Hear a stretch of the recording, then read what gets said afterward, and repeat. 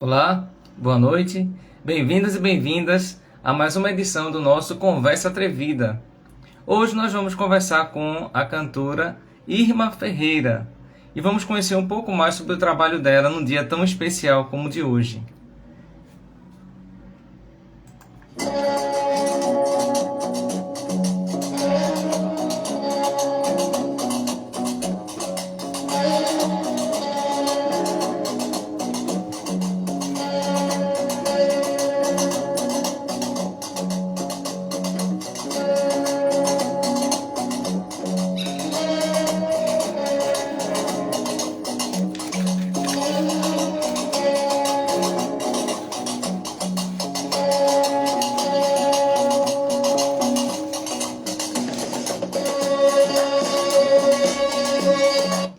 Falando um pouco da nossa convidada Irma Ferreira, ela é natural de Salvador, Bahia, é soprano e graduada em canto lírico, é mestra em performance musical pela UFBA e pós-graduada em História e Cultura Afro-Brasileira pelo Instituto Nacional de Ensino.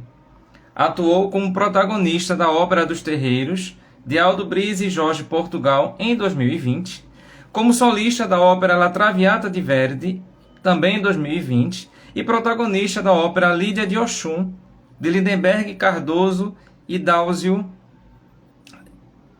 Tavares, 2019. Também é solista do Laboratório de Ópera da UFPA, com a qual realizou montagens das óperas Die Fledermaus, também em 2019, e Le Nozze de Figaro, 2018, e do Núcleo de Ópera da Bahia, o NOP, realizando a Ópera Junina em 2018, e a já citada Ópera dos Terreiros, ela é solista. E mais, sem delongas, vamos chamar a nossa querida. Enquanto isso, fora do palco, a Irma atua há mais de 8 anos como professora de canto e é preparadora vocal. E agora conosco a querida Irma. Boa noite, caríssima. Boa noite, boa noite a todos e a todas. Tudo bem? Tudo bem? Paz, paz.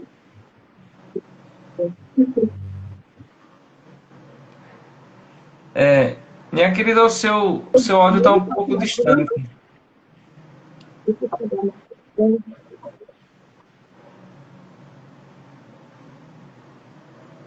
Agora, tá melhor? Sim, pois é, desde já agradeço muitíssimo. Sei que seu dia hoje foi bastante intenso, dia de trabalho. E é, hoje Estavas à foi. tarde no trabalho, mas é uma alegria essa sua disponibilidade em conversar com a gente. Obrigada pelo convite, eu que agradeço. É um prazer estar aqui.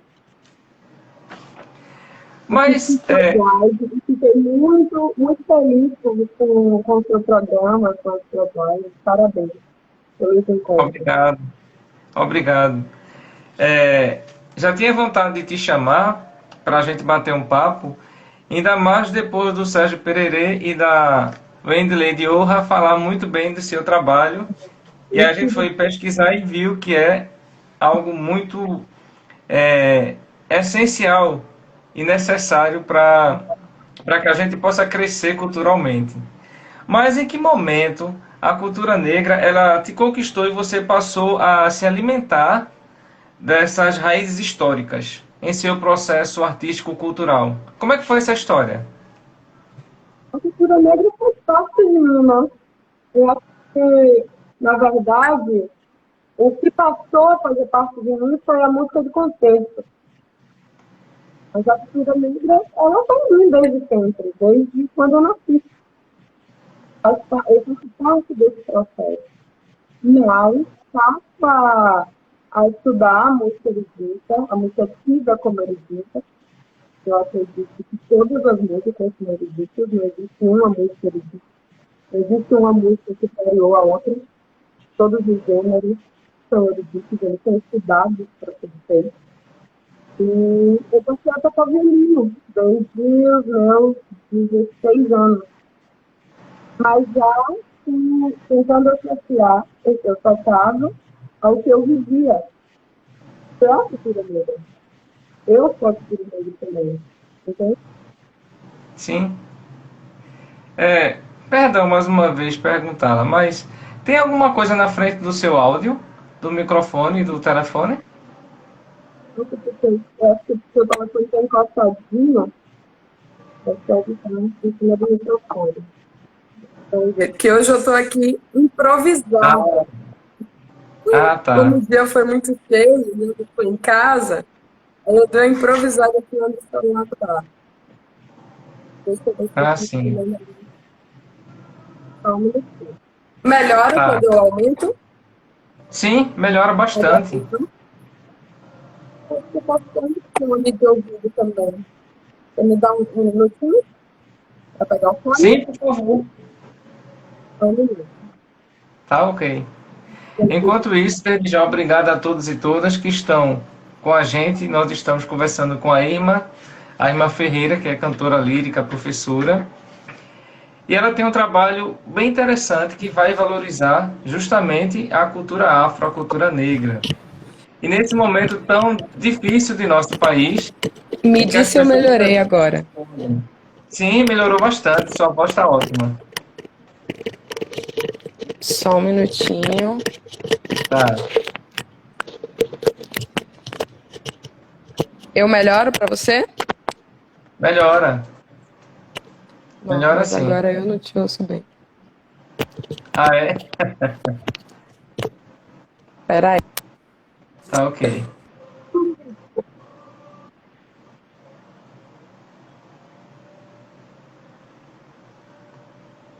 Enquanto a irmã se organiza, se vocês quiserem, vocês podem me dizer que música da irmã vocês gostam mais.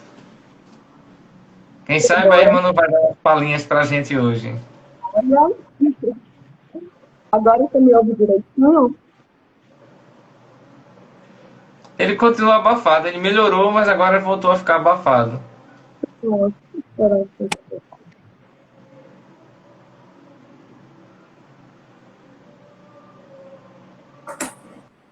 E agora? Agora eu acho que melhorou. Você quer que eu saia e entre de novo para ver se melhora? Eu creio que geralmente, quando acontece esse A sua probleminha, internet travou um pouquinho para mim. quando acontece esse probleminha, geralmente é porque tem alguma interferência na frente mesmo do microfone, Sim. entende? Que às vezes a gente Agora tudo coloca bem? ele apoiado em algo e o microfone Ah, fica com alguma obstrução. eu estou gostando. Mas agora eu acho que não. Ainda tá baixo?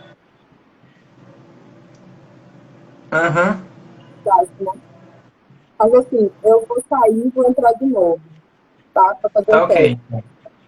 Só um Tá bom, minutinho. tá ok.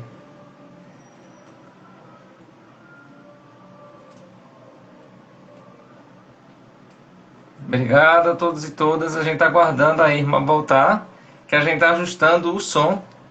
O som está um pouco abafado. E para a gente não perder nada desse nosso bate-papo, das experiências de Irma, a gente vai ver se consegue resolver essa questão. Vamos chamar a Irma novamente.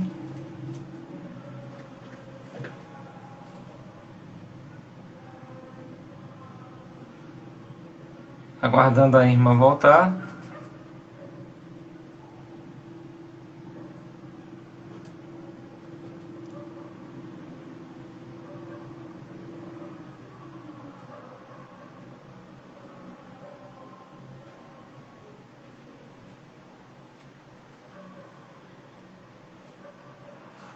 Enquanto a Irma não volta, vamos ouvir um pouco de música.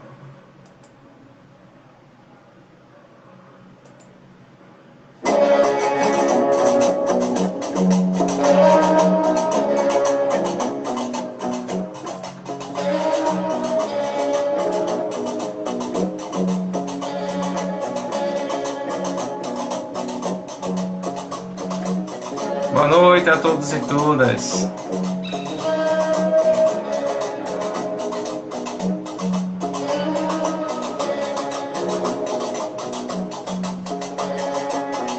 enviar o convite para a Irma novamente.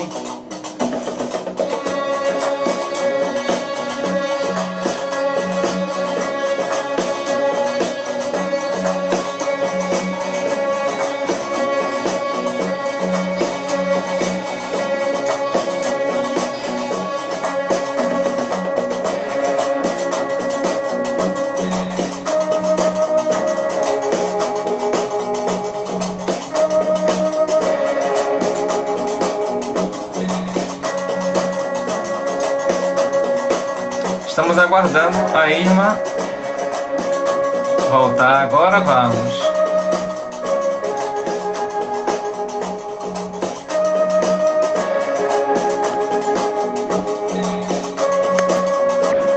Oi, Olá! agora melhorou? Sim? Aê! Maravilha! Pronto. Mais uma vez é bom tê-la de volta.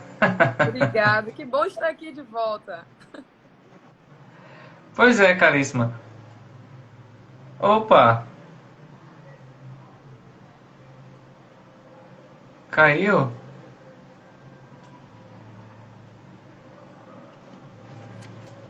Nossa, acho que agora vai. Agora vai. Agora vai, né? É. Pois é. Estavas falando sobre esse teu processo inicial, essa tua, esse teu despertar. Eu perguntei no início, você disse, desde sempre. Porque existem pessoas que não têm essa consciência, entende? Uhum. Basta se observar o presidente, o quem está à frente de lá de uma instituição que é importantíssima e Aham. essa pessoa não consegue se observar enquanto participante de uma etnia. Porém, isso não quer dizer que seja algo afastado à parte, mas é uma valorização enquanto identidade, não Sim. é? Essa construção de identidade. Então você, não sei, por motivos pessoais, talvez, quem sabe, seja um grande trauma lá na infância, precisa ser trabalhado, essa negação toda como se fosse algo estranho e diferente. Diferente no sentido de ser ruim. Muitas vezes as pessoas têm esse péssimo hábito de dizer que o diferente é ruim, quando o diferente é essencial para que a gente possa ser cada vez melhor. Ai da gente se Sim. houvéssemos, se fôssemos todos iguais. A gente não tinha Uhum. crescido nada enquanto sociedade. Com certeza. Mas, Filos, eu vou um pouquinho além. Eu acho que há uma explicação muito nítida sobre isso e ele não é o único. A gente cresce, a gente vive uma sociedade onde tudo que vem do negro é negativo.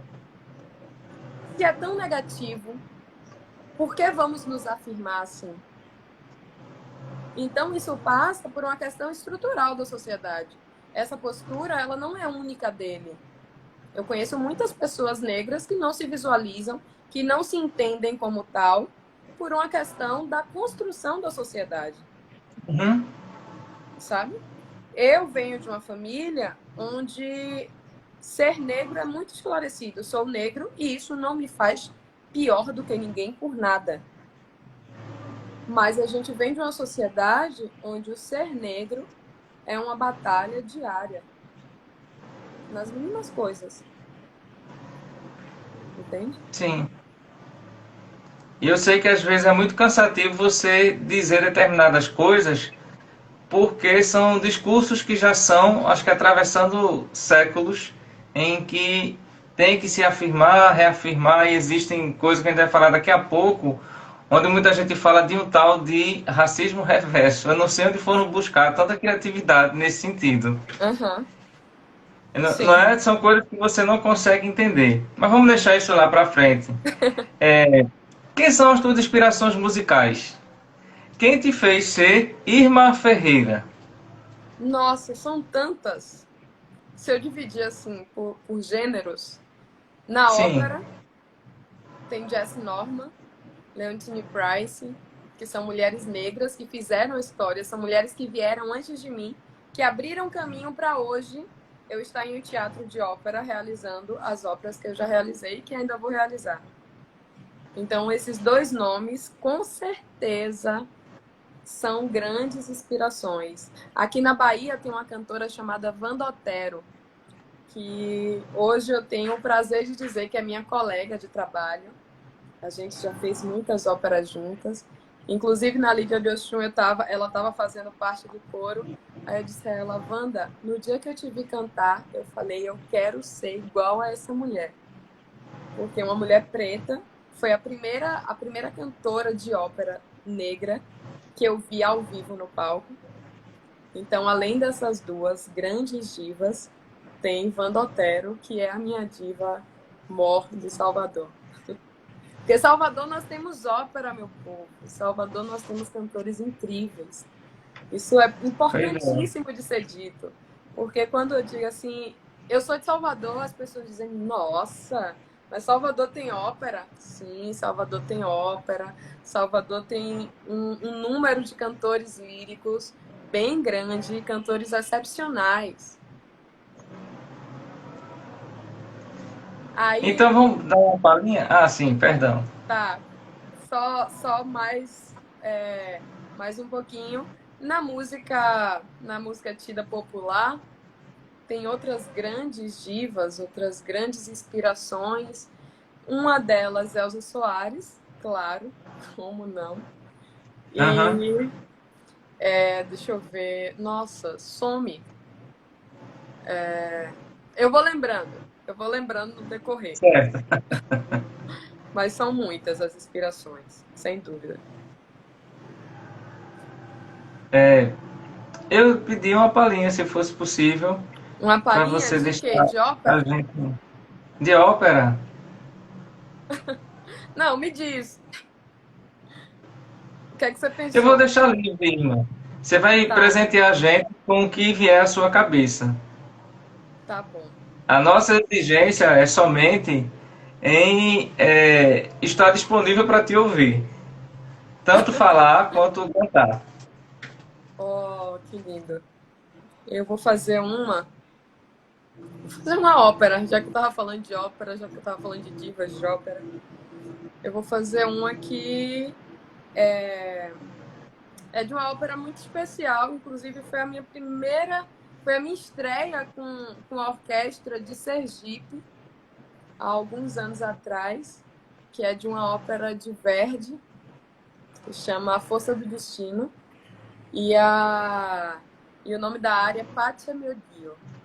Acho que muita gente que está aqui, que entrou, já me ouviu cantar isso. Que ela é assim.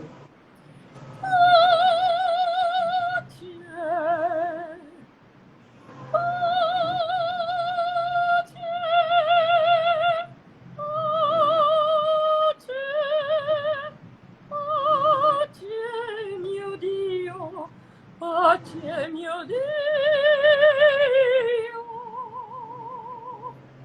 cruda sventura, ma stringe nella lui, come di primo, dal tant'anni dura, profondo il mio soffrir. Pace, pace, pace, mio Dio, pace, mio Dio.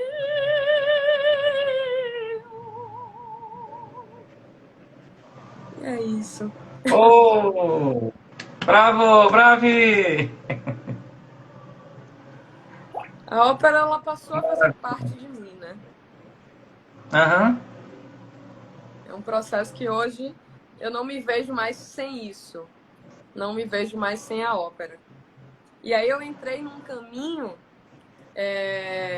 onde eu queria juntar a música operística, o teatro de ópera, a arte negra. E é a partir daí que eu começo um trabalho que é procurar temas, procurar títulos de óperas que dialoguem com isso que eu procuro trazer para o meu público. É Sim. quando eu passo a trabalhar, fazer uma pesquisa sobre esse tipo de repertório, encontro muitos títulos que falam sobre isso, e parece que as coisas começaram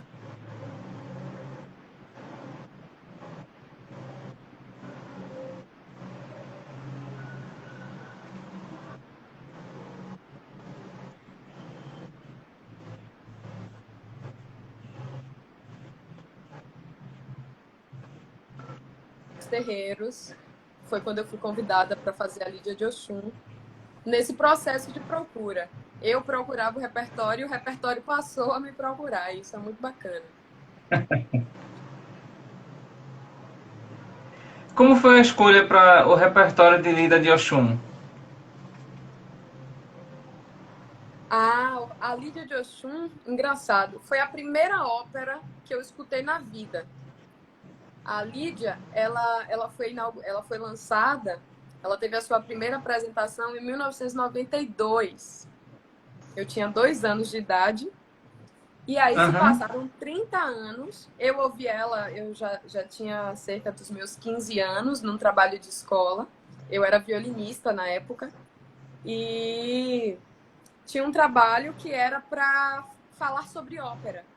Dentro do estudo do violino, eu falaria sobre ópera. E fui atrás de óperas que fossem que tivessem sido construídas aqui na Bahia. E achei a Lídia de Oxum, achei aquilo incrível. E quando foi ano retrasado, 15 anos depois, eu fui convidada para viver a Lídia de Oxum. E isso para mim foi incrível, porque foi o meu primeiro contato com o gênero. Sabe? É uma coisa que me marcou muito. E quando eu falei para o pessoal da produção, gente, isso é tão maravilhoso, porque essa ópera ela tá para sempre na minha cabeça.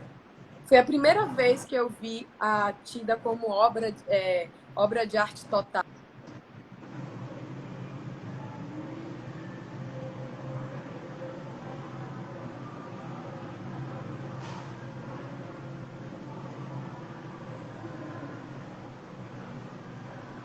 Opa, deu uma pequena travadinha.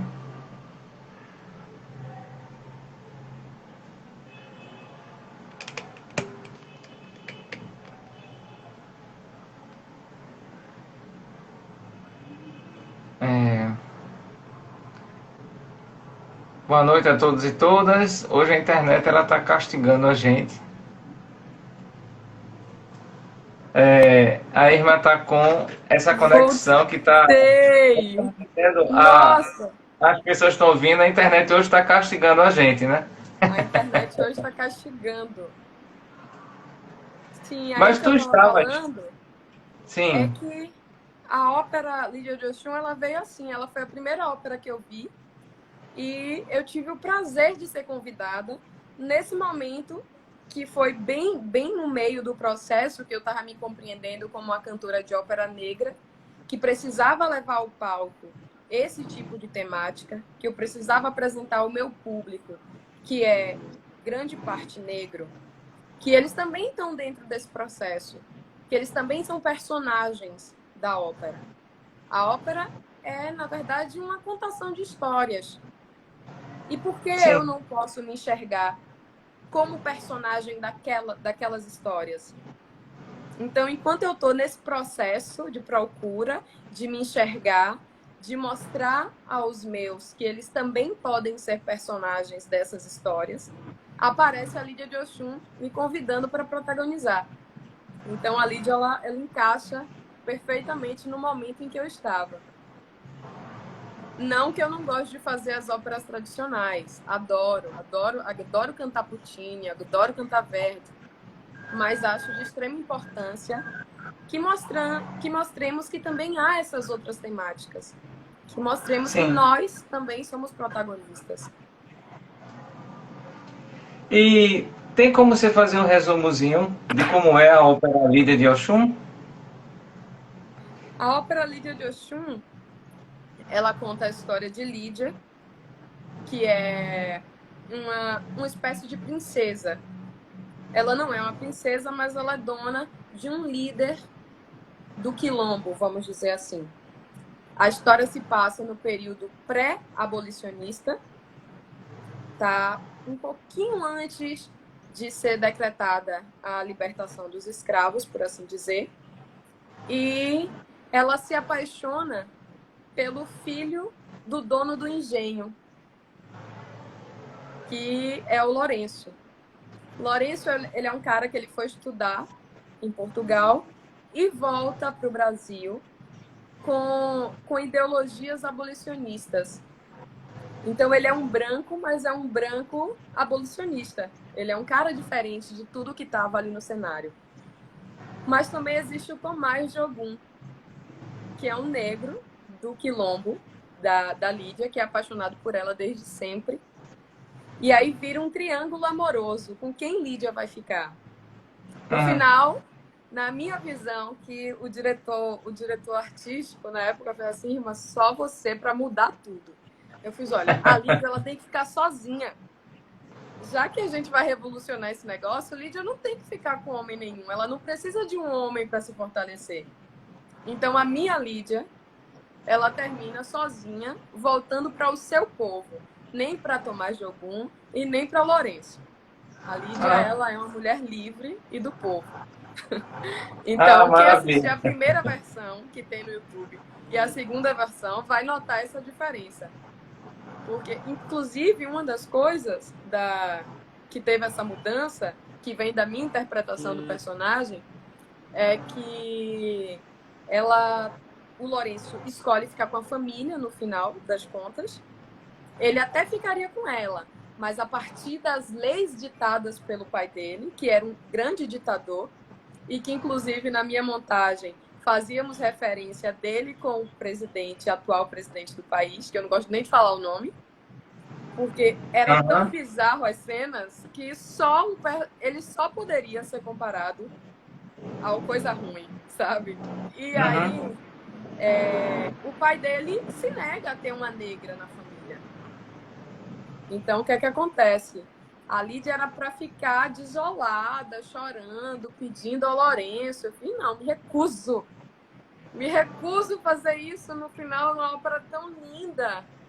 Ela acabar chorando por um cara que vai ficar com a riqueza do pai, que quer ficar com ela, mas só se for naqueles parâmetros. E aí a Lídia acaba sozinha, voltando pro povo dela. A abolição já havia acontecido. O final da ópera é esse desfecho. O povo está livre e Lídia sozinha voltando para o seu povo. É isso. Maravilha. Maravilha, você revoluciona, nós né? temos o espetáculo inteiro no YouTube. Vale a pena ver. Vou assistir. Vou ver essa Lídia tão corajosa. Pois é, Que a Lídia é uma mulher de É tão garra. bom esses novos caminhos que são colocados. Porque às vezes o artista, ele se prende muito à obra e tem medo de mexer na estrutura. Porém, se você está comunicando algo, se você quer deixar alguma mensagem do seu tempo, você está trazendo uma obra para o seu tempo, então você tem que ter essa liberdade poética, você tem que ter essa licença poética para poder trazer Exatamente. esse outro caminho, essa outra possibilidade. E assim, é algo foram que... mudanças. Sim. Desculpa. Foram mudanças tão sutis, não foram mudanças que interferiram musicalmente no espetáculo, mas de posição, de intenção. Se você pensa numa cena final, onde a protagonista acaba caída no palco, chorando, se lamentando, e aí você transforma essa cena numa volta para o povo, ela permanece em pé, de cabeça erguida, e simplesmente abandona aquilo que machuca, abandona aquilo que é contra tudo. Você não precisa mudar a estrutura do espetáculo, mas você pode colocar a sua intenção no que é o todo e modificar tudo, né? Só a intenção já faz isso. Exatamente. O que eu ia dizer é que é algo tão necessário, né? Sim. Essa liberdade que o artista precisa ter. Mas tu és uma pessoa que a gente percebe de uma força muito grande. E existe a tendência do reconhecimento em que as pessoas falam só no dia 20. Entende? Então o Dia da Consciência Negra é o dia 20, onde a gente deve pensar. Inclusive uma fala de um ator importantíssimo para a história do cinema atual, ele fala em que a gente não deve pensar apenas no Dia da Consciência Negra, mas no Dia da Consciência Humana. E isso a gente pode até concordar, mas vai desvirtuar um pouco desse processo de luta, desse processo de conquista, desse processo de mostrar às pessoas o quanto elas estão errando Sim. em estar fazendo pré-julgamentos. Para você, o que hoje representa esse Dia da Consciência Negra? E que benefício os artistas negros eles têm quando a pessoa coloca esse Dia da Consciência Negra e os artistas precisam ter visibilidade apenas nesse dia, como se o artista fosse limitado? Filos, atualmente, o mês de novembro virou um mês comercial. Aham. Eu ainda não sou positivista a ponto de ver verdade em marcas e em situações que só se posicionam no mês de novembro. Isso. Confesso para você que não consigo ver verdade em pessoas que só acreditam no racismo em novembro. Claro, para nós é importante ter trabalho, para nós todos é importante sermos vistos, mas se isso só acontece em novembro, não faz muito sentido. Porque no resto do ano eu entro em uma loja e o segurança vai atrás de mim vendo se eu vou pôr alguma coisa na bolsa. No resto do ano, se eu saio com o meu cabelo, todo mundo vai olhar, mas não porque é bonito, mas porque será que é sujo? Será que não sei o que é que ela veio fazer aqui? Então esse processo de que o novembro negro é o mês que eu vou me redimir de todas as escrotidões que eu fiz durante o ano inteiro, eu, Irma, ainda não consigo comprar. Sabe? Mas é importante falar, mesmo que em novembro. Entre não falar nunca e falar em algum momento, Sim. Antes que se fale em algum momento. Mas que se fale de verdade. Que eu possa falar, que os meus iguais possamos falar. E que não venha um comercial com um artista branco, sem desmerecer, porque eu tenho amigos incríveis que são brancos. Olha essa frase. Eu até tenho amigos brancos, mas a gente precisa dar voz a quem realmente passa por isso. Sabe? E o ano todo, porque a gente sofre o ano inteiro. Essa discussão, exatamente. Precisa que seja o ano inteiro. Perdão. Exatamente. Eu que escolhi uma profissão que é majoritariamente branca, né? Cantora de ópera preta na Bahia. A pessoa é toda errada. Aí eu vivo em um mundo... eu vivo em um mundo majoritariamente branco. Sim. Então, às vezes eu já tive situações de fazer audição e estar totalmente encaixado no personagem, mas não ser aprovada porque a minha cor de pele não pertence, não permite isso. Mas já vi amigos fazendo personagens pretos, personagens originalmente pretos, brancos fazendo. Entende? Não é uma questão de respeito à arte, de respeito à originalidade da arte, mas sim de racismo estrutural. E isso eu vejo nitidamente no mundo da ópera. Hoje a gente já tem um caminho, já tem pessoas falando sobre isso, já temos profissionais que se preparam para falar sobre isso. Mas ainda hoje, o mundo da ópera, o mundo da música erudita, eu boto muitas aspas quando eu falo isso. O mundo da música erudita é um mundo majoritariamente branco. E que talvez não queira ser mudado. Mas aí a gente tá aqui para quê? Para dar dor de cabeça. Para dizer, vocês não querem, mas eu vou fazer. Exatamente. E um comentário aqui da Beldi, ela está falando que da mesma forma fazem com os povos originários. Exatamente. Os povos indígenas em abril e o resto do ano não são lembrados e o genocídio está aí praticado, infelizmente, e a todo momento a gente está vendo esses, essa contradição.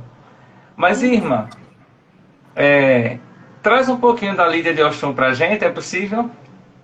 É possível. A Lídia, eu costumo brincar que é uma personagem que grita a ópera inteira. Eu acho que é a personagem mais aguda, assim, de constância de agudos que eu já fiz na vida. Mas eu vou fazer um pedacinho. Essa é a área de quando ela conhece o Lourenço. Que ela Hum, diz assim: Moço, que queres, moço, que vem comigo dançar.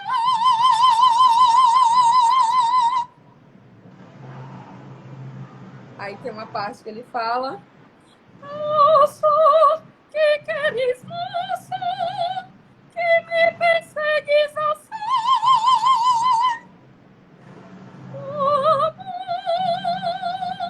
não voltas na vida, que ninguém sabe entender.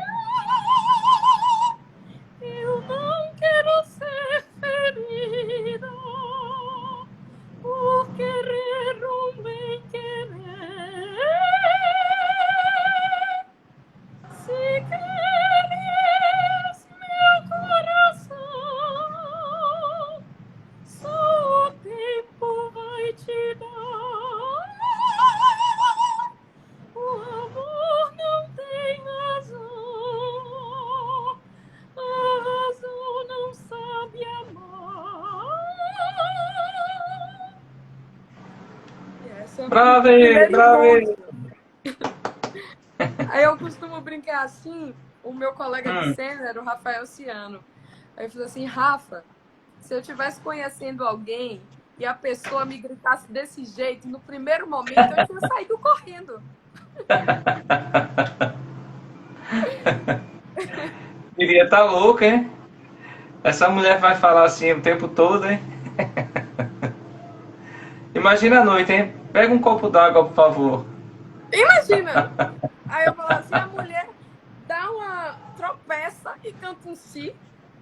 Não dá desse jeito. Haja Mas foi um ouvido, né? personagem lindo. Sim. Eu vou colocar no final da descrição desse nosso bate-papo o link do YouTube onde tem essa ópera Lida de Oxum, Maravilha. para a gente conhecer ainda mais. Mas que relações você faz entre o canto e a reza O canto no e a seu reza. trabalho? Sim. Esse trabalho, Cantos e Rezas, ele nasce de uma maneira muito, muito particular. Porque eu estava um dia em casa, sozinha. Ah, Eu sou uma pessoa que cultua o candomblé desde muito tempo. E resolvi fazer uma cantiga de Oxalá. Tava com essa cantiga o dia inteiro na cabeça. E resolvi fazer um vídeo e botar no story daqui do Instagram. E aí, tá, eu nunca tinha feito isso. Eu nunca tinha exposto o meu sagrado em momento nenhum. Aí me perguntam assim, por quê? Você tinha medo de retaliações, porque você vive nesse mundo da ópera e tudo mais? Não, porque era uma coisa muito particular minha mesmo. Era uma coisa que eu não sentia necessidade de externalizar. E aí gravei esse vídeo, eu postei, e no outro dia eu tinha centenas de mensagens. Mas eu acho que um story meu nunca foi tão visualizado que nem aquele vídeo para Oxalá. E aí já era uma coisa que ficava na minha cabeça de fazer uma série de vídeos que eu tivesse cantando essas cantigas, mas nada que passasse do Irma pessoa física, e não a sim. Irma artista. E a partir desse vídeo, eu passei a fazer um vídeo por dia. E comecei a postar na grade do Instagram mesmo. E ganhou uma proporção, meu amigo, que eu falo assim, gente, eu faço tanta coisa na vida e isso nunca chegou desse jeito ao público. Então eu passei a fazer. E quando eu parava, quando eu não fazia um dia, as pessoas pediam mais. e virou uma rotina de pandemia. Eu acho que todo mundo teve alguma coisa que nasceu na pandemia, né? Sim, E talvez esse meu processo com os vídeos tenha sido o meu filho de pandemia, vamos dizer assim. Então, eu passei a cantar uma cantiga de candomblé por dia e fazia alguns itãs, que são histórias sobre os orixás, entre rezas e cantigas, porque é uma diferença. As rezas, elas são mais ritualísticas e as sim. cantigas não, é um processo inclusivo da religião. A mãe canta para o filho, a avó canta para o neto, e isso vai passando. Muitas eu ouvi desse jeito. Muitas dessas cantigas eu conheci através da minha avó, que cantava dentro de casa, não necessariamente para mim e para minha irmã, porque nós somos duas, mas cantava enquanto ela costurava, minha avó era costureira, e aí ela estava lá costurando e estava cantando. Então, além da parte religiosa, esse projeto tem uma memória afetiva. Ele faz parte da minha infância. E eu passei a fazer isso. Aí nasceu o CD Cantos e Rezas, que é um produto extremamente especial por nascer desse lugar. E agora está saindo, daqui a pouco está por aí, o CD Encantos de Orixás, que também é a partir dessa série. Aí vieram as outras coisas, a ópera, já tinha aquela parte que eu falei no início, que era de trazer a música negra para dentro de teatro de ópera. Então as coisas foram se encaixando, sabe? E você traz essas músicas, trazendo essa ancestralidade através da ópera, através do viés da ópera. Também.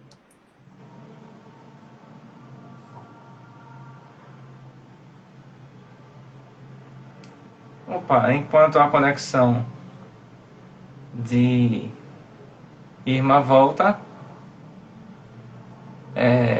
um comentário aqui da Belde falando que eu me emociono muito com os cantos e pontos de Naná. Bloqueou de novo. Não se preocupe, Caríssimo, acontece, acontece. A gente vive no processo de internet no Brasil que tem muitos problemas. Sim. Não, E e no como eu disse início, no eu início, eu ficava não bastante sabia. angustiado quando isso acontecia, entendes? Porque Sim, até parece que a gente está com falta de respeito com a pessoa, mas não somos nós. É quem está não depende no da serviço gente, da né? gente, é a operadora. Aí nem se preocupe, Exatamente. nem se preocupe com isso. A gente vai fazendo o possível e retoma sempre que isso acontecer. Certo. Mas eu estava falando sobre esse processo dessas músicas em tão afetivas e que trazem tanta ancestralidade. Você as canta também em ópera? Olha, eu tenho um trabalho com os cantos que trazem a temática negra para a ópera, mas os cantos e rezas, eles não passam por esse lugar. Ah, sim. Porque, como eu te disse, o Cantos e Rezas, ele nem passava pela veia da cantora Irma, Sim. sabe? Então, ele não nasce a partir de uma questão de, eu, como cantora lírica, quero trazer a música do candomblé para o palco. Não, ele não parte dessa premissa. Ele parte do lugar de Irma como pessoa que cultua o candomblé, que canta essas cantigas, sabe? Sim. Então não passa exatamente por esse lugar da ópera. Mas eu tenho um trabalho que traz cantigas com essas temáticas para o teatro de ópera.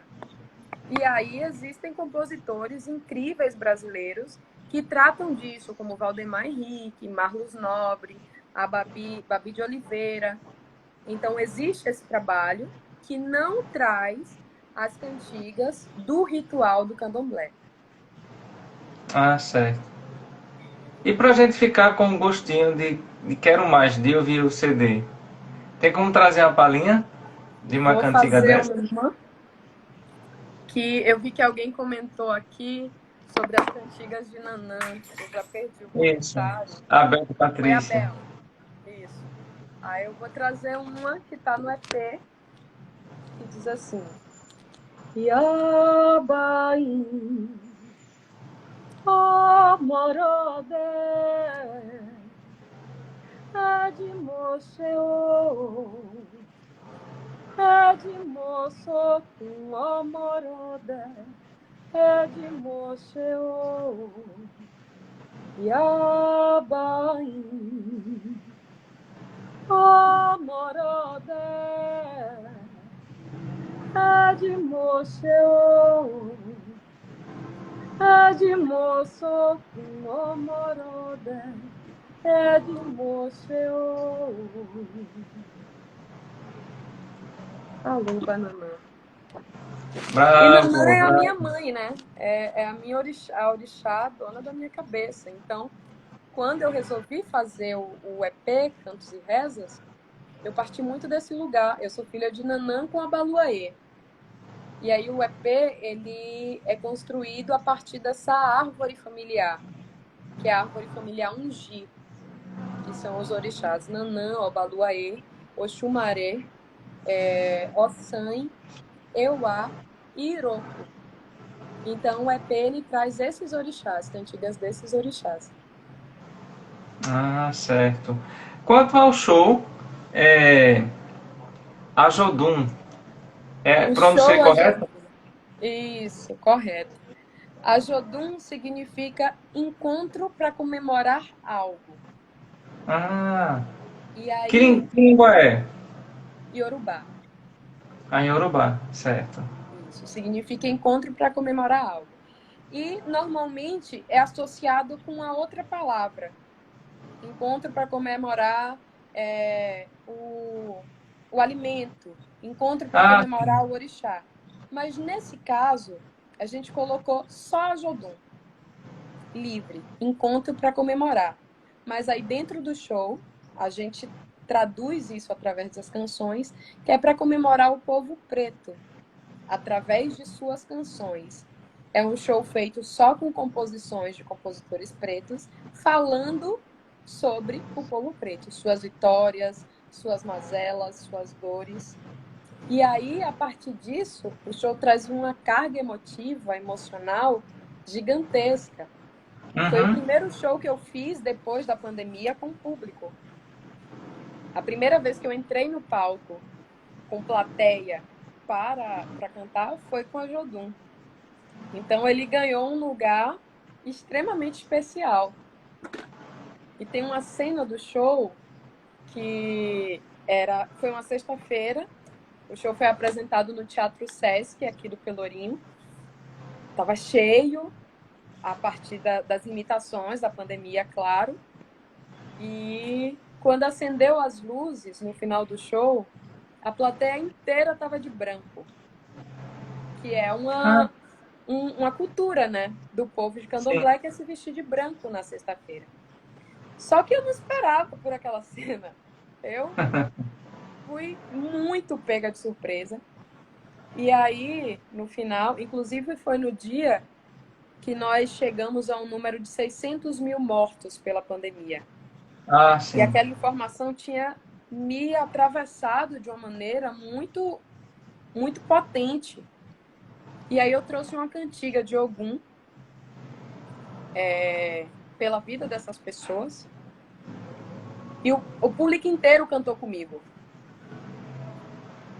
Quando eu vi o teatro inteiro cantando, a luz acendendo, aquelas pessoas todas de branco, cantando por aquelas 600 mil vidas, foi uma cena assim que eu não vou esquecer nunca na vida. Seja lá em que teatro eu for cantar, aquela Aham. cena vai ficar gravada para sempre. Que foi cantar para essas 600 mil vidas, uma cantiga de Ogum, com toda a plateia cantando junto, vestida de branco, numa sexta-feira, no Largo do Pelourinho, que é um lugar que até um tempo atrás era muito difícil de eu conseguir ir bem. Porque a gente pensa no Pelourinho, um ponto turístico, maravilha estar no Pelourinho, mas quanto sofrimento Uhum. se passou naquele lugar. Então, para mim, ainda era muito difícil estar lá. E vivenciar essa cena naquele lugar, naquele dia, daquela forma, foi extremamente especial. E a Jodum que fez isso. Aqui em Recife tem um local chamado Cruz do Patrão, que hoje ele é privado, não é público. Sim. E é um lugar de muito sofrimento, onde os navios negreiros traziam as pessoas e eles eram escravizados, eles eram açoitados e acorrentados nesse local e Uhum. deixados lá como castigo. E muitos vieram a perecer. E as pessoas às vezes associam esse local, como fazem com o Pelourinho, apenas como local turístico. Mas é um local de muita história, de muito sofrimento e de muito elemento para a gente pensar sobre a nossa própria humanidade. Sim. E é muito engraçado isso. E aí eu trago a questão da ancestralidade, porque mesmo quando eu não tinha noção do que era o Pelourinho, do que Uhum, significou aquele lugar, eu tinha problemas em ir àquele lugar. Eu chegava e me sentia mal e me sentia incomodada, e aí chegou uma parte da minha vida que eu passei a trabalhar lá, fazendo carnaval, fazendo situações, e eu não conseguia compreender, talvez aí nessa época já compreendia, mas durante muito tempo eu não conseguia compreender porque eu não conseguia ficar naquele lugar, porque me fazia tão mal. Assim como outros lugares de Salvador, por exemplo, o Mercado Modelo tem uma parte embaixo que é justamente como aí, que era onde os navios atracavam, né? Eu nunca consegui entrar naquele lugar. A primeira vez, eu lembro que eu estava num passeio de escola, conhecendo a cidade de Salvador, os pontos turísticos. Eu devia ter meus 7 anos. E aí as professoras não souberam como é que lidava com aquilo. Porque eu comecei a chorar. Eu comecei a chorar e eu queria sair daquele lugar. E eu não conseguia explicar o porquê que eu não conseguia estar uhum, naquele lugar. Hoje eu entendo, mas sabe a sensação de que você está sendo preso, de que aquilo lhe remete à dor, de que aquilo lhe remete a uhum. coisas que você não quer viver mais. Sim, E aí tem vários pontos assim que a gente não associa a essa dor, a gente não associa a essa carga, até porque a gente volta àquele outro ponto. Quem é que escreveu a história que é passada nas escolas? exato. Quem escreveu não falou da dor que foi sofrida ali. Quem escreveu não pontuou se alguém sofreu, se alguém apanhou, se alguém morreu, se o seu igual sofria lá ou não. Não, é um ponto turístico que as crianças precisam conhecer e bater palma, sabe? Uhum. Por isso é tão importante que escrevamos as nossas histórias, que tenham Lídias de Oxum, que tenham Daras em Ópera dos Terreiros, que a gente fale com a nossa voz. Estamos prontos para ouvi-la, né?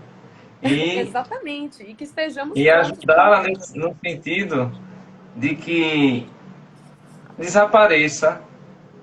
Claro que demora muito, é um processo longo, mas desapareça da nossa convivência social qualquer traço de desumanidade. É algo difícil. A gente pensa que a nossa democracia, que tem pouquíssimo tempo, ela conseguiu fazer com que as pessoas despertassem para o melhor. Aí vem esse golpe parlamentar de 2016 para mostrar que muita gente com carinha de anjo eram verdadeiros demônios e hoje elas conseguem expressar toda a sua maldade. Mas, irmã, é, você era uma artista antes da pandemia. Durante a pandemia, no momento mais complicado, você começou a se transformar enquanto outra Irma Ferreira artista. E agora, nesse processo que está sinalizando, que está declinando, você é uma soma desses momentos. Sim. Mas como é que você diria para a gente quem é Irma Ferreira hoje? Como é que está a sua obra a sua forma de cantar depois de todo esse processo que a gente está vivendo, influenciado por essa pandemia tão esquisita e estranha? Ó, eu costumo dizer que a minha transformação, ela começou a acontecer antes da pandemia. No momento em que eu disse que eu precisava mostrar os meus na minha arte. Eu não ia deixar de cantar ópera. Nunca tive essa pretensão. Não ia deixar de fazer a música erudita.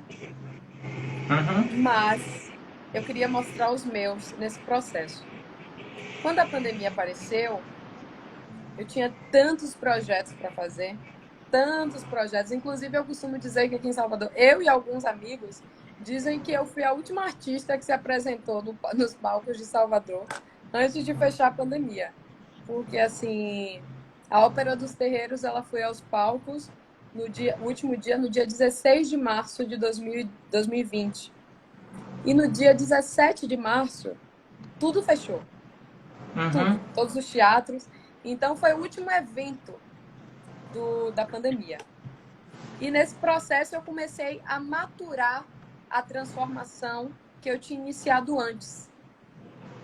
Eu comecei a entender que o que eu estava fazendo, esse movimento, que até então ele não tinha tanto uma consciência do que eu estava fazendo, do que eu pretendia fazer, de como me transformar, ele foi concretizado na pandemia, por ter tempo para pensar, por ter tempo para entender o que estava acontecendo, para entender o que eu vinha fazendo até então. E após pós-pandemia, essa artista, Irma Ferreira, ela tem muito mais a falar de si e dos seus do que das histórias que ela aprendeu na academia, do que das histórias que ela aprendeu a partir de outros espetáculos. Então, essa Irma, ela pretende levar ao público quem ela é e quem os seus são. E Que aí relações? vem Cantos e Rezas, vem todos os outros projetos.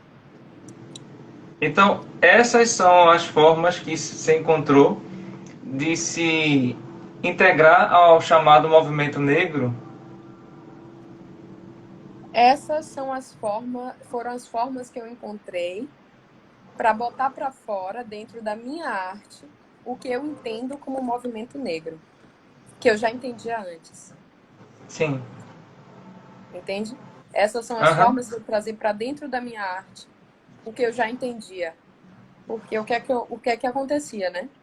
Eu sempre tive essa consciência.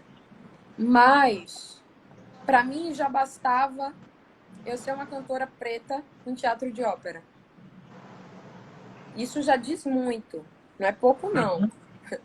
Não é pouco, não, você se impor dentro desse mercado usando o cabelo desse. Usando uma trança, usando um black power. Se impondo como mulher negra dentro de um mercado branco. Isso já é muita coisa e eu não vou diminuir.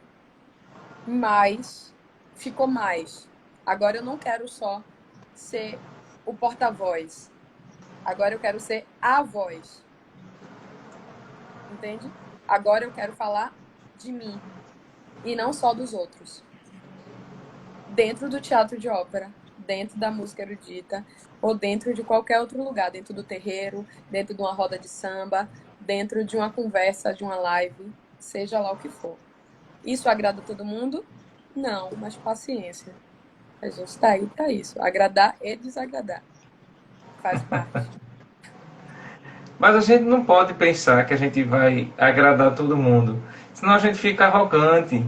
A gente também não pode pensar que a gente vai desagradar todo mundo, senão a gente fica frágil demais. Entende? Exatamente. Somos humanos. Há pessoas que vão gostar da gente, há pessoas que não vão gostar pelo simples fato de ver. Há pessoas que não gostam da gente, mas quando começa a conviver, já muda. Entende? Então, com certeza. É uma diversidade tão grande esse processo de relação, que às vezes eu vejo que determinados artistas, eles se perdem por causa disso. Eles se enchem de muita vaidade e querem que todo mundo esteja o venerando. Exatamente. E aí, nesse processo da vida, você, de repente, não gosta, sei lá, você vai passar por muitas fases ainda, e vai trazer muita coisa para seu trabalho. E nessa fase você vai ganhar pessoas e vai perder pessoas. Com É natural, isso é uma certeza, coisa natural. com Então, certeza, enquanto artista, você tem que ter essa consciência com de que certeza. você vai evoluindo, é como determinadas amizades que se tem. Aham, Aí você ama aquela pessoa e gosta daquele seu amigo. Depois você começa a analisar, diga, "Epa, esse caminho não é o meu." não é tão isso. É, e É você vai buscar exatamente. outros caminhos, outros processos. Isso é uma coisa Essa é a natural que imagem. muita gente se prende, né? Exatamente. Essa imagem que você colocou é perfeita. É como uma amizade. Que ela seja linda enquanto dure, mas quando tiver de ir, que ela vá. E é isso. Esse é o processo da arte. Mas assim, tem como dar uma palhinha, Claro, claro. dar uma voz? Você disse que queria ser a voz. Sim. Presenteie a gente, por favor. Ó, eu vou fazer uma, que foi essa que eu fiz no final do Ajodum, antes da Hum, cantiga de Ogum, que é uma música de Gonzaguinha, e que fala tanto desse momento que a gente está vivendo, que parece até que foi feita hoje. tu estás tocando em Gonzaguinha, é um dos meus compositores preferidos. Nossa, eu Gonzaguinha é vou. maravilhoso. Gonzaguinha é maravilhoso.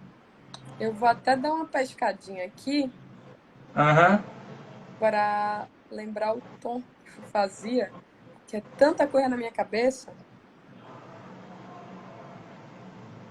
Só um minutinho. certo.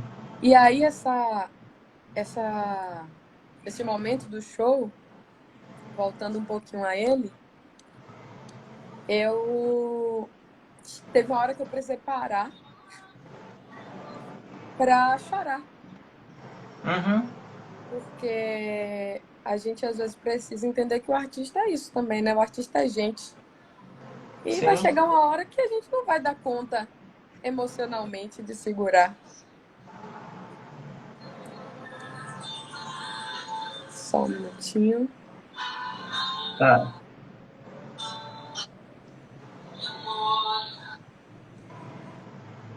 Memória de um tempo onde lutar por seu direito é um defeito que mata.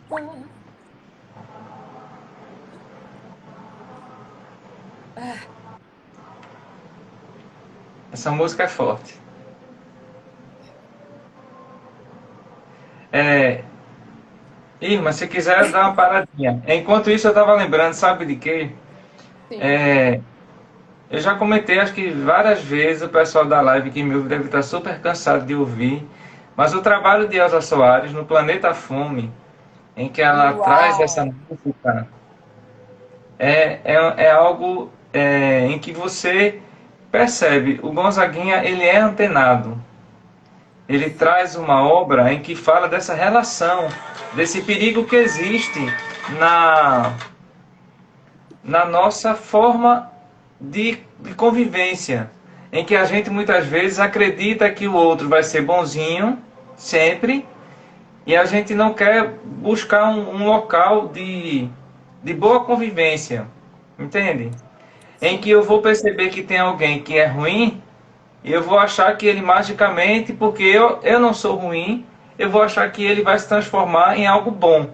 Quando na verdade não, você tem que ter uma relação de muito entendimento nesse sentido, de consciência. A pessoa é ruim, ela está praticando maldade, então você tem que ter cuidado com ela. exatamente. Não é questão de ilusão. Quantos lobos em pele de cordeiro já não se mostraram para a gente, que estavam ao nosso lado? Quanto? Na família, no trabalho, vizinhos, em pessoas dizerem absurdos que você olha para a pessoa e diz: é isso mesmo, produção? É isso que eu estou ouvindo dessa pessoa que tem um sorriso tão largo, Sim, mas uma alma tão perversa, tão estranha, tão ruim?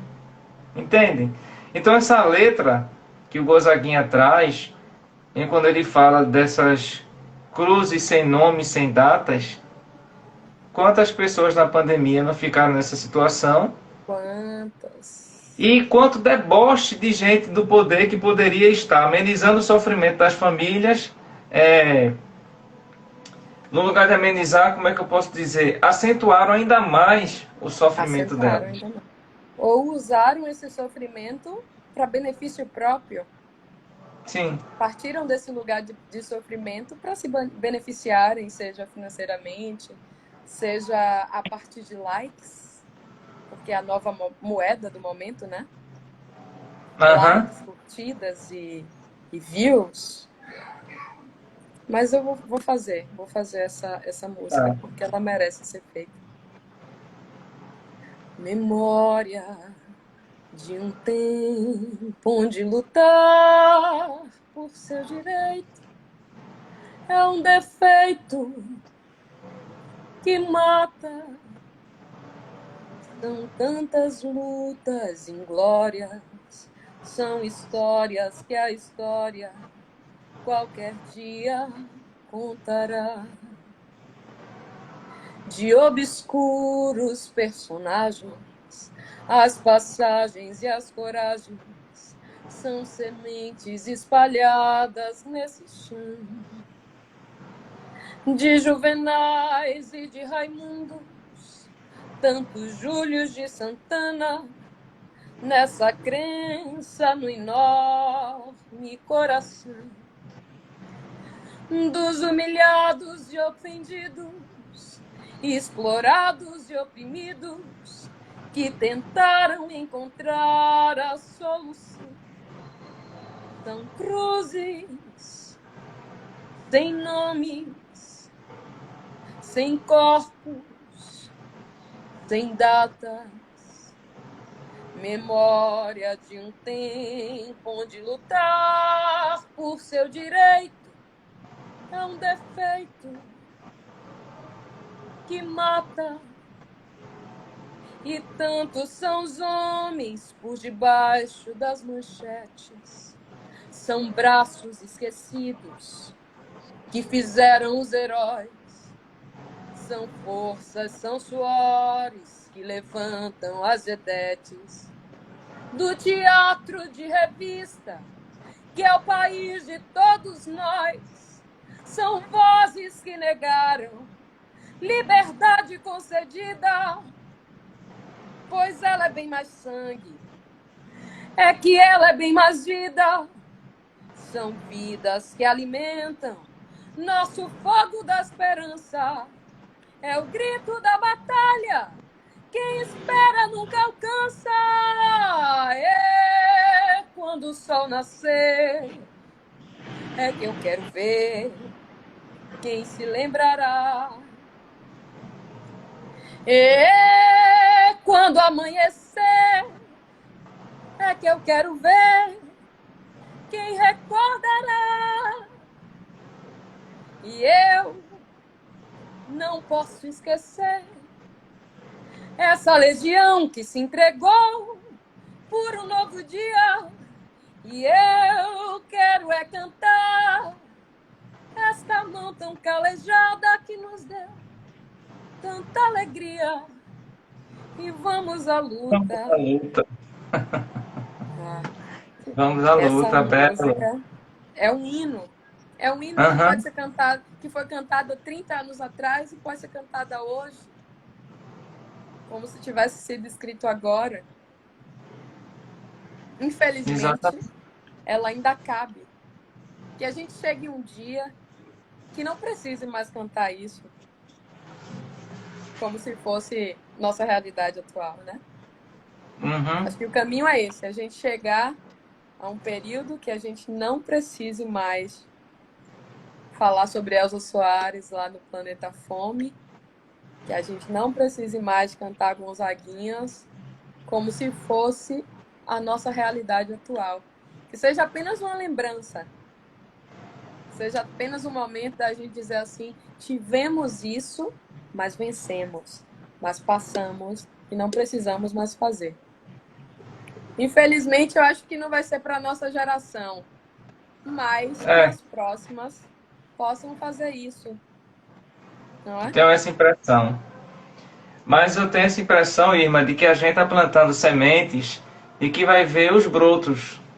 Nós Sim, veremos os brotos. Talvez a gente não veja essa floresta de bondade, de aham, renovação inteira, sim, mas veremos sim os brotos e a gente sabe que as sombras que elas darão vão alimentar dias melhores, mais e melhores. com certeza. Mas o que é ser artista hoje no Brasil diante dessas tecnologias? Porque você sabe, uma outra coisa, uma outra pergunta a fazer para você é o processo de ser professora. Sim, E às vezes tem vozes, por exemplo, eu não me atrevo a cantar, mas há vozes em que a gente observa, a gente ouve de uma forma quando é gravada e quando vai para o show da pessoa é algo totalmente diferente, sim, porque teve todo o processo tecnológico que modificou, mas ao vivo o processo é outro, não é? sim. Aí eu te trago, a gente vai e volta, vai e volta. Esse processo tecnológico, ele não chega a todo mundo.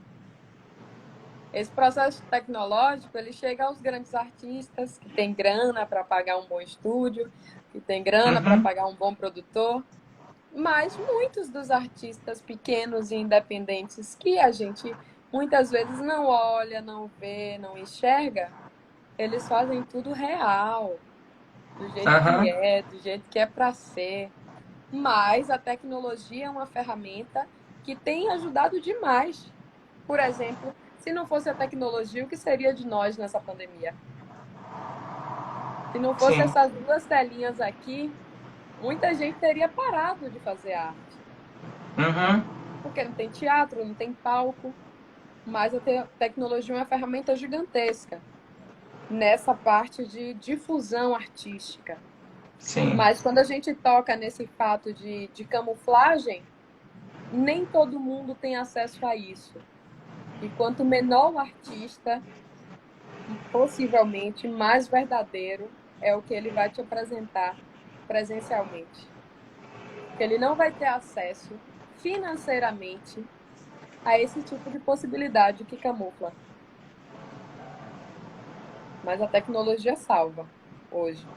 Hoje a tecnologia salva a arte e sim, apresenta sim, projetos como Cantos de Orixás e muitos outros que apareceram através dessa telinha aqui, que aproxima tanto em meio à distância que a gente está vivendo na pandemia. exatamente. E a nossa salvação artística, a nossa Uhum. salvação enquanto público, a nossa salvação enquanto humanos, criadores de cultura, e a gente Sim, se alimenta dela e ela se alimenta da gente, a gente vai crescendo nesse processo. exatamente. Mas eu te perguntei também com relação ao fato de ser professora, como é esse processo de ser professora. E antes que eu esqueça, que já faz um bom tempo, alguém perguntou se pode pedir música. Ah, pode ser. Meus comentários pararam. Eu não sei o que houve, mas travou aqui. Mas vamos Ah, lá, se certo. tiver o meu alcance, pode sim. Tá ok. Esse processo de ser professora. Eu Hum, comecei a ser professora muito cedo. Eu lembro que a minha primeira experiência na sala de aula, eu tinha 17 anos e estava dando aula para uma turma de ensino médio de uma escola pública num bairro periférico de Salvador, onde 50% pelo menos dos alunos eram mais velhos do que eu.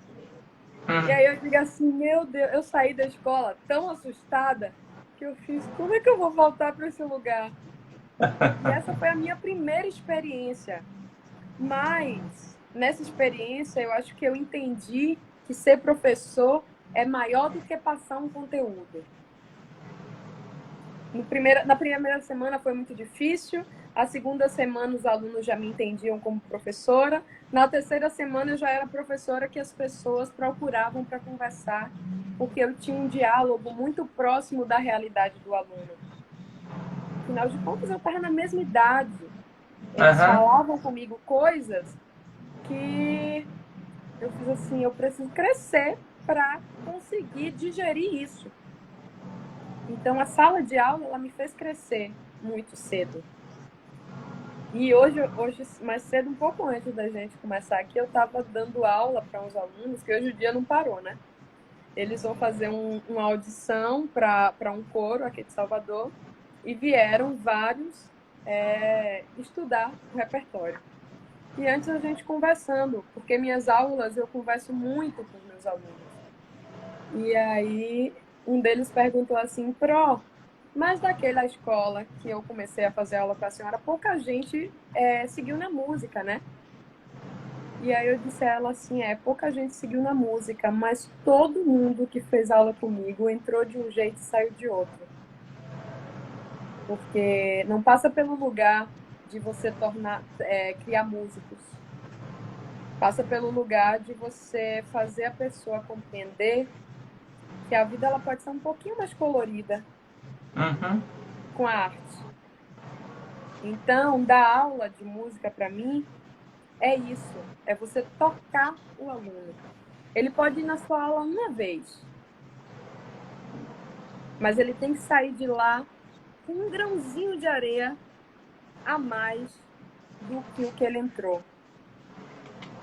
Então, dar aula para mim é isso. Dar aula para mim hoje é um pedaço de mim. E que não passa necessariamente por formar cantores, mas por explicar, por mostrar que a vida ela pode ser um pouquinho colorida, mesmo em meio a tantas coisas nefastas que estão acontecendo no mundo. Ser professor para mim é isso. E eu trago isso dentro da minha aula. E hoje eu tenho centenas de filhos. Porque são todos meus filhos. Todos. Seja aquele que fez uma oficina, todos me tratam como mães. E aí eu tenho alunos de 70 anos e que me tratam com carinho maternal, sabe? E que eu acho que eu não me veria mais sem isso. A Suzanne Clark ela disse o seguinte: você tem que cantar como se não precisasse de dinheiro, amar como se você nunca fosse se ferir. Você tem que dançar como se ninguém estivesse olhando. Isso tem que vir do coração, se você quer que dê certo. Exatamente. De onde nasce a tua música? Eu acho que a minha música nasce da minha existência. Eu não existiria sem ela. E a minha música, ela é arte, ela é completa. Ela não é só música. Ela é corpo, ela é voz, ela é interpretação. A minha música é uma arte total. Quais são as músicas que você mais gosta de cantar? E com relação aos temas? Deixa eu complicar ainda mais um pouquinho. Tá. E que música também você jamais cantaria? Eu jamais cantaria uma música que diminui alguém. Uma música que pode estar o maior sucesso do mundo, mas ela destrata alguém.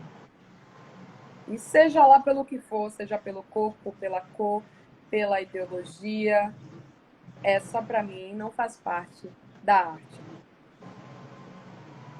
E uma música que eu gosto de cantar, nossa, depende do dia. Uma música que eu mais canto depende muito do dia, do meu momento. Hoje, talvez tenha sido essas que eu cantei aqui na live. Sim. Mas Existe... ajuda. Assim. Existe CD ou CDs preferidos que você goste e todas as vezes que ouve, sempre que traz um elemento novo? Sim. Tem um CD que eu acho muito especial, que é o CD Ok, Ok, Ok, de Gilberto Gil. Gilberto. Que eu sempre ouço e que sempre me faz feliz ouvir. Tem um CD que eu ouço quando eu tô na bad. que é o CD Renascer, de Nana Caymmi, de 1993. Esse CD, sempre que eu só vou... Quando você me ouvir ouvindo, é porque eu não tô bem. Irma tá ouvindo esse CD é porque alguma coisa aconteceu. É, Tem irmã? outros também, mas talvez esse de Gil seja, nesse momento, aquele que dá um aquecido no coração. Irmã, tem um amigo que diz que quando tá assim, como você, na bad, ouve a Nana Caymmi e ele fuma, e ele diz que no final ele tá lá. É sofá, cinzeiro e cinzas. E ele tá no meio das cinzas. Mas é exatamente Ele disse, ó, tá na isso. É bed, tá exatamente ouvindo isso. Nana, daqui a pouco eu tô lá nas cinzas. Pode me procurar no meio. Esse CD é para isso. E vai passar 100 anos e ele vai continuar exercendo essa função. Não tem jeito. Ah, e tem um CD que eu amo de paixão, que é o Lady in Satin, de Billie Holiday. Que é um outro álbum que eu amo, amo, amo, amo, amo. Eu acho que esses dois aí estão na minha lista de prazer e o outro está na minha lista de bad. Você falou em Gilberto Gil e a Bel tá perguntando se é possível você cantar a música do Gil. Uma música do Gil, Aham. vou cantar essa do álbum Ok, Ok, Ok. Que é assim: Ok, ok, ok, ok, ok, ok. Já sei que querem a minha opinião. Um papo reto sobre o que pensei, como interpreto a tal a vil situação. Penúria, fúria, clamor, desencanto, substantivos duros de roer, enquanto os ratos roem o poder, o coração da multidão aos prantos. Alguns sugerem que eu saia no grito, outros que eu me quede quieto e mudo. Eis que alguém me pede, encarne o mito, seja nosso herói, resolva tudo. Ok, ok, ok, ok, ok, ok. Ainda querem a minha opinião. Um papo reto sobre o que pensei, como interpreto a tal a vil situação. Ai, Gil é um mestre, né? Outro hino esse aí. Oh, maravilha. É, eu até me perdi aqui nas perguntas. Fui ouvindo, me envolvendo.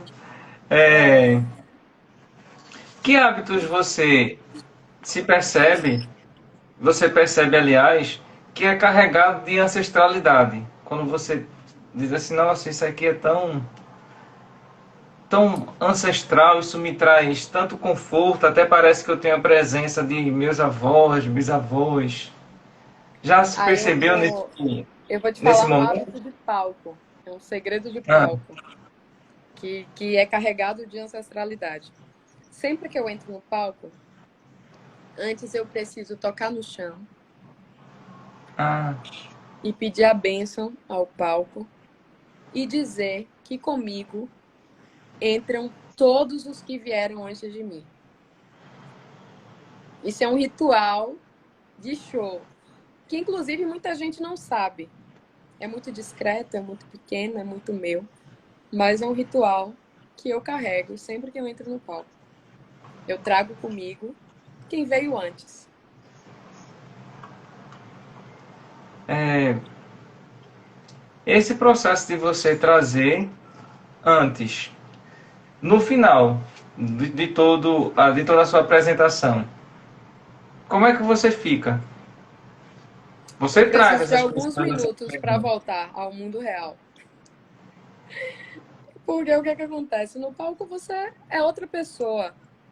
Irma, na vida real, Irma, pessoa física, na vida real é muito tímida, é muito séria. No palco a gente precisa transcender isso.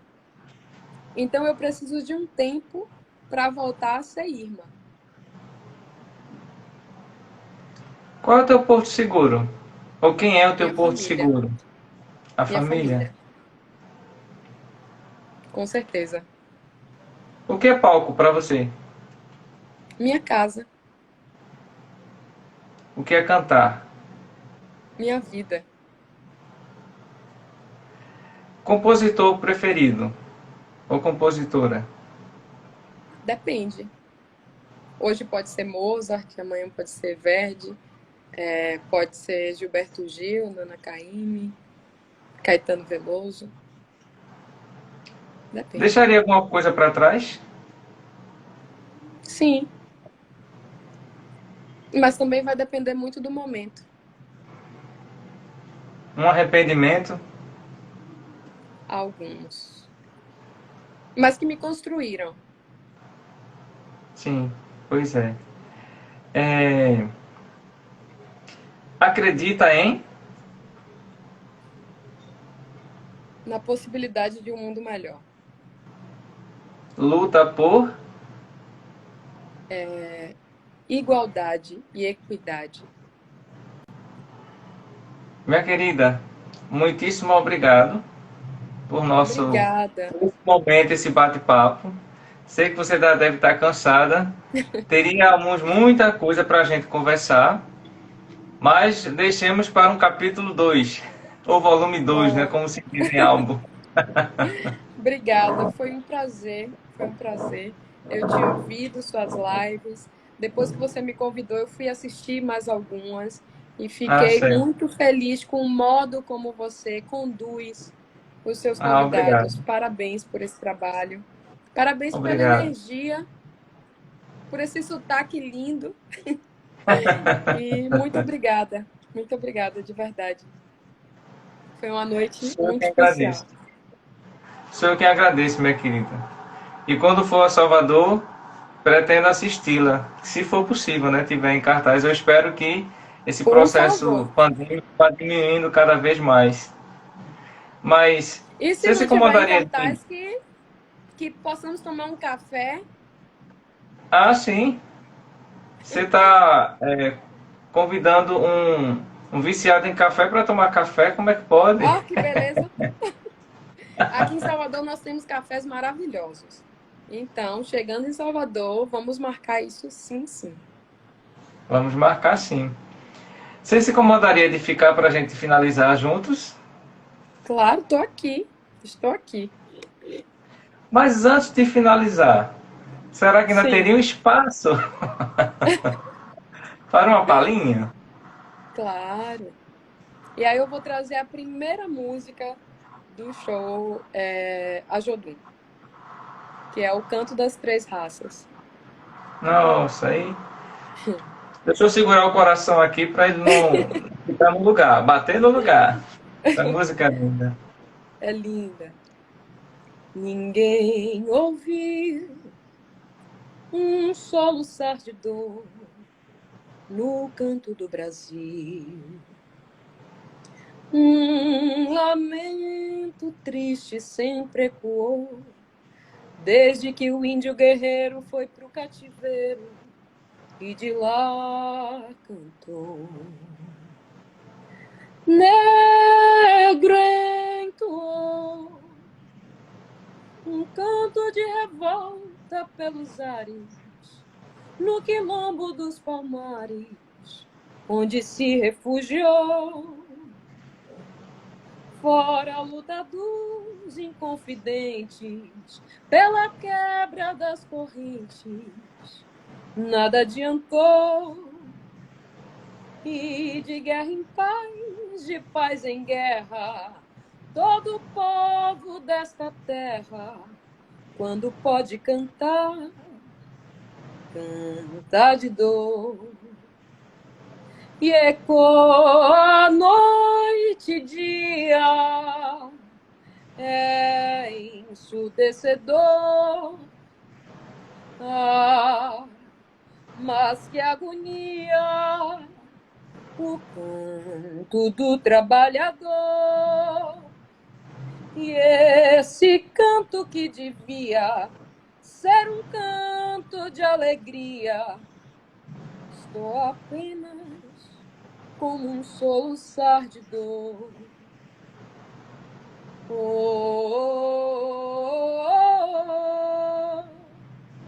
oh,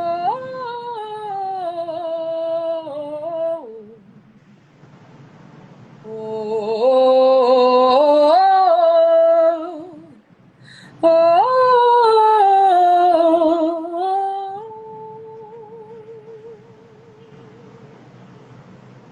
Uau! Obrigada. Bravo! Muitíssimo obrigado. Obrigado a todos e todas que estiveram conosco. Muitíssimo obrigado, Irma, mais uma vez. Que a sua voz ela chegue até nós de diversas formas, ao vivo, através de CDs, através de EPs, através de entrevistas, que essa força ela possa também nos fortalecer. E a gente se Obrigada. encontra no próximo Conversa Atrevida. Bom descanso, caríssima, boa noite Obrigada, meu e bem. até Boa breve. noite a todas, todos e todos. Cheiro imenso no teu coração.